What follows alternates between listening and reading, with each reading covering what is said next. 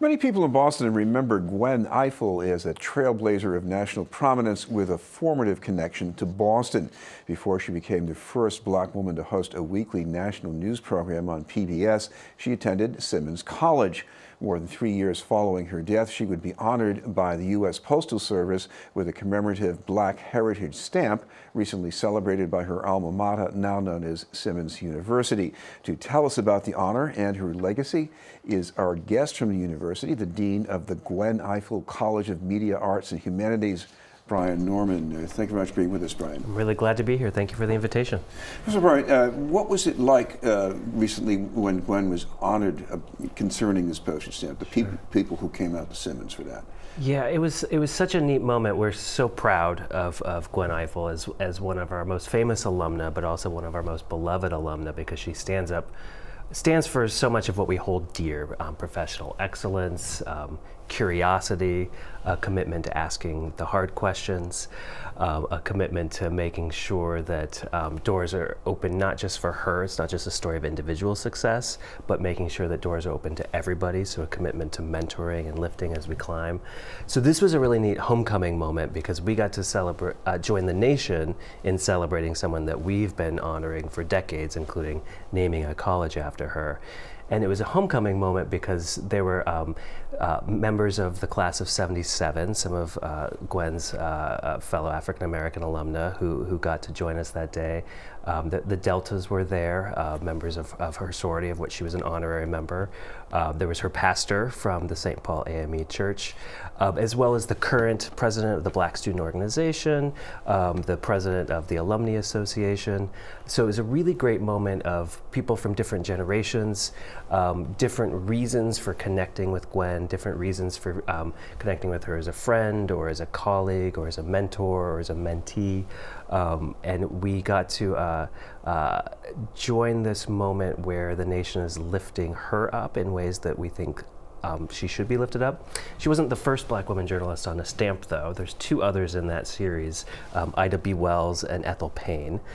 So it's always important for us, as we're lifting up Gwen as a trailblazer, to also look to the people before her who helped blaze those trails. And I think she also looked to trailblazers before her. I think there was a reporter in New York City who got into trouble with ABC because they wanted her to cover her Afro hairstyle. Yes, and you know, so much of the stories that I hear about Gwen, I never got to meet her in person, but I get to hear others' memories and stories of her, are about the interesting conversation she had with herself and her own colleagues about making that transition from print to broadcast news. And I imagine some of those trailblazers were on her mind. And certainly when I was down 2 weeks ago in DC for the big unveiling of the postage stamp, there were some of those figures in the audience there. Dorothy Butler Gilliam, who preceded her at the Washington Post, was there. She just put out a memoir a couple months ago, and she was a trailblazer, not just as a first black woman journalist in Washington Post, but also trying to figure out how to be a working mother, how to have a career and children at the same time. So many people preceded Gwen. Well, a lot of us know her well as this sort of dispassionate, unbiased moderator or host. And if you go back to when she was at Simmons in the middle of the 1970s, Simmons was a women's college still. Mm-hmm. And in the rest of Boston, we had all this furor over desegregation. Her first job was the Bay State Banner, Boston Herald. Different environment. It was, and I should say we're a women-centered institution. It's important for our students to think of it that way. Yes, so Gwen's first story was, her first big story was, of course, covering busing and talking about what it meant to be a young African-American journalist, trying to get the story and ask the right questions.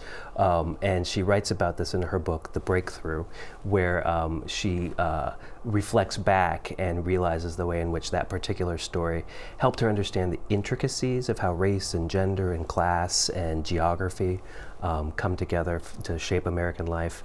But her first beat was actually the food beat at the Boston Herald. And so I think that for me is important to point out because of, you mentioned her being seen as unbiased and you know, stands for the icon of integrity and excellence, but her first beat being not in politics, but the food beat, gives a sense of what opportunities were available and how she changed the game of journalism and changed the face of journalism so that all the beats are open to everyone, irrespective of their particular identity. And working at the Herald, that wasn't exactly what we thought of as a bastion of inclusiveness. She gets this anonymous hate note, Yes. so she had to take something to get through there. She did, and she tells that story in lots of different ways about being, a young woman at her first job and getting a note anonymously placed on her desk with a racial epithet. And sometimes in some versions of the story, she made light of it, saying, "Oh, I wonder who that note is for." But clearly, it was a formative experience for her as she developed a sense of persistence, a sense of not letting closed doors stay closed. And for me, I like to think that those kinds of deeply negative, vile experiences that were professionally formative to her also helped shape her commitment to mentoring. And so one of the reasons she's so beloved across the field of journalism is because she was such a dear and close mentor to an entire generation of journalists, not just Black women, but especially Black women. But there are women and men from all backgrounds, sexualities, different print and broadcast media who look to her and turn to her for advice about how to go about doing good and honest work in the field of journalism, even when the field might not be worthy of that. Because one of the other things that impressed me about her, I was just reading up on this, she moderated a debate between a Republican and Democratic candidate for vice president who might have been expecting a question about AIDS in Africa. Instead, she asked about HIV infections among African American women in this country, and they were both clueless about it. Yeah, just knocked on their heels by it. And one of the things that's so wonderful about her sense of journalism is asking the hard questions and the necessary questions, asking them with integrity, asking them in the most direct way possible, not in any sort of gotcha moment, but because she understood the power of which question gets asked and who gets to ask the question.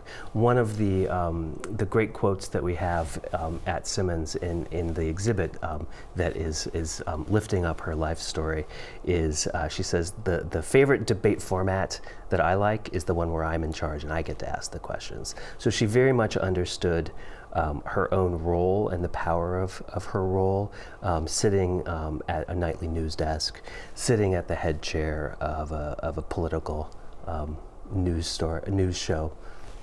This is Being a News. We're talking with Brian Norman from Simmons University.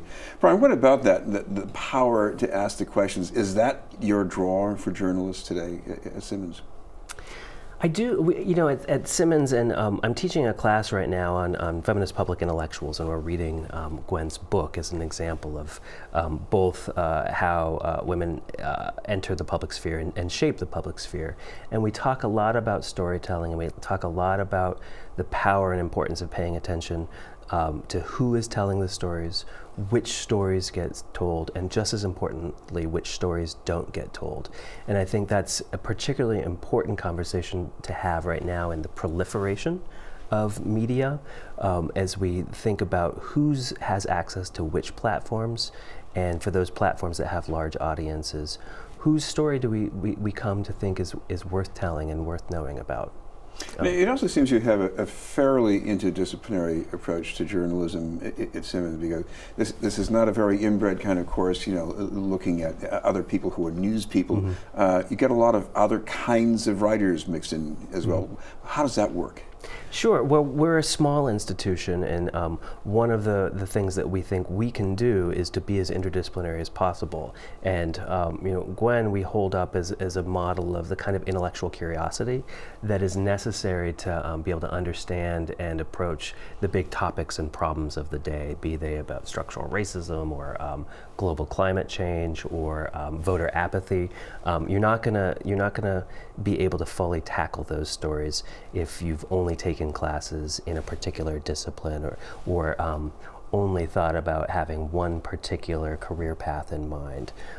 And so we try very hard to equip all of our students with as much exposure to the big questions as possible as they think about what kind of career they might want to pursue. And for the Gwen Ifill College of Media Arts and Humanities, it's especially important to hold up Gwen as a model, not just for excellence in journalism, but for how to do good work in the world, irrespective of whatever your chosen profession. Speaking of good work, you've got some photos on the wall somewhere at Simmons. Gwen Ifill coming back to where she studied before. Is this something that she really did in a very deep way, or is this just a one time and that was it, or how would you describe it? Well, no, the connection to Simmons, as I understand it, is it was deep, it was enduring. Whenever Simmons called, Gwen would figure out a way to say yes. It might not have been immediately, but she always figured out a way to come back home and support her alma mater. She gave commencement addresses. She was an honorary degree recipient. Whenever I have the opportunity to share her commencement address with current students, it continues to resonate. Her final words to her soon-to-be fellow alumna was to be loud. After all, you are Simmons women. The photo, though, that I find actually most important to our exhibit, Lifting Up Her Life, is we have this wonderful display of a selection of her press passes, and we display them chronologically to try to tell the story about what careers look like as they unfold in sort of neat ways over time.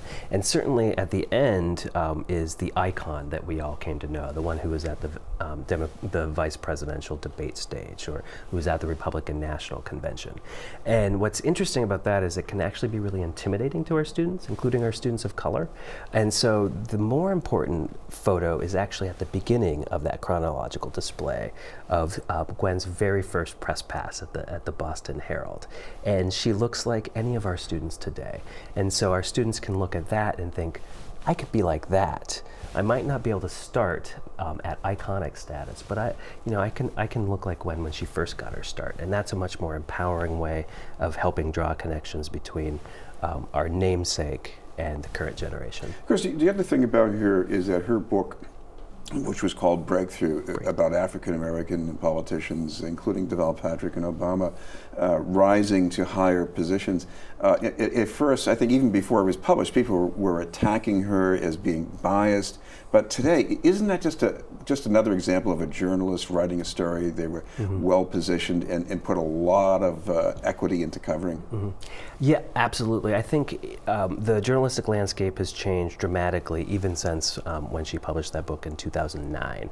And I think now journalists are almost presumed to have a viewpoint, and that responsible journalism can be seen as just being clear about that viewpoint, whereas much of that I think is actually owing to Gwen breaking through the boundaries and changing the shape and the face of who gets to be perceived as unbiased, who gets to be perceived as a good journalist, and what good journalism looks like. But absolutely, so much of the weight of that moment when she first ascended the debate, moderating the VP debate stage, there was such presumptions that someone who looked like Gwen couldn't possibly be non-biased. So the yardstick measuring her performance was so much different than any other, say, white journalist would have had to endure at the time. And coming on the heels of a book that I think holds up, stands the test of time, and it remains a very incisive example of political journalism and political theory even. I'm teaching it right now with my students, and we are looking at the ways in which she puts forward an idea of social change as sandpaper politics, so that she helped the nation understand how it came to elect its first black president, which for many of the electorate felt like a quick and a new moment that came out of nowhere. It was experienced as a breakthrough. But what's so important about her ability, including from her time on the campaign trails, to tell the stories of prior African American elections was to show the way in which there's a whole series of wearing away of barriers that create the conditions for a breakthrough moment. And nobody but Gwen could have told that story.